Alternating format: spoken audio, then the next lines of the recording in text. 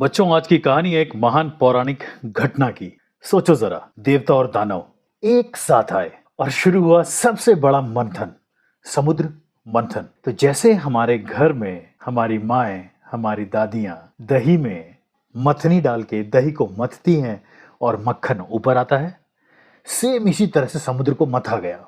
एक समय ऐसा आया जब देवता कमजोर हो गए और असुरों ने पूरे जगत पर राज कर लिया। दुखी होके देवता गए भगवान विष्णु के पास और उनसे हेल्प के लिए बोला। विष्णु जी बोले, तुम्हारी हेल्प समुद्र को मथ कर ही होगी, समुद्र को मथना पड़ेगा और उससे क्या निकलेगा भला? उससे निकलेगा अमृत, जो तुम्हें देगा शक्ति और अमरता। तब तुम दानवों से जीत जाओगे। देवता खुश हो गए। अब देवताओं ने मथने की तैयारी शुरू करी, लेकिन मथने के लिए कैसे समुद्र को मथा जाए? तो उन्होंने चुना एक मंदरा पर्वत। पर्वत का नाम मंदरा था। पर्वत इतना बड़ा समुद्र के बीच में रखा गया और रस्सी की जरूरत पड़ी तो वासुकी नाग को उसकी रस्सी बनाया गया और उसके चारों तरफ लपेट के एक तरफ से देवता, दूसरी तरफ से दानव उसे मथने लगे। कोई इधर से खींचता, फिर कोई उधर से खींचता, कोई इधर से खींचता, फिर कोई उधर से खींचता। तब शुरू हुआ समुद्र मंथन। समुद्र की लहरों में घूमता वासुकी और दोनों पक्ष अपनी तरफ से पूरी ताकत लगाते हुए फुल पावर के साथ।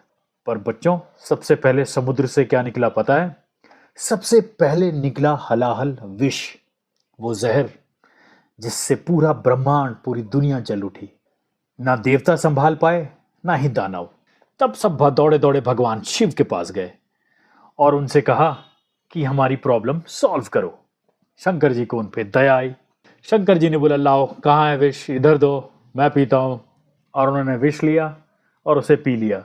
विष इतना घातक था कि विष पीते ही उनका गला नीला पड़ गया और ठीक उसी दिन से उन्हें नीलकंठ महादेव कहा जाता है। फिर बच्चों, समुद्र से निकले एक के बाद एक अनेक दिव्य रत्न, जैसे कामधेनु गाय, धन और समृद्धि की देवी, ऐरावत हाथी सफेद रंग का जो इंद्र जी का वाहन बना, और कौस्तुभ मणि जिसे विष्णु जी ने पहन लिया और अपने कंठ की शोभा को बढ़ाया, अप्सराएं जो स्वर्ग की शान।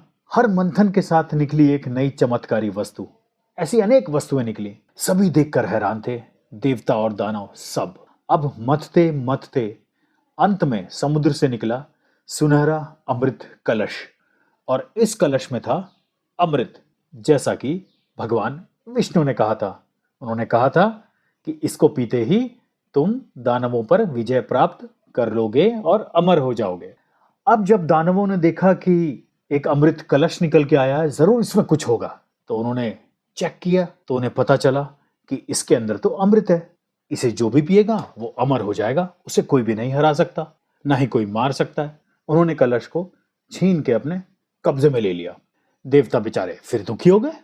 तब भगवान विष्णु ने ये परेशानी देखी, उनको आइडिया आया। उन्होंने बोला, इस प्रॉब्लम को मैं सॉल्व करता हूं। और उन्होंने अपने को एक सुंदर रूपवान स्त्री के रूप में कन्वर्ट कर दिया।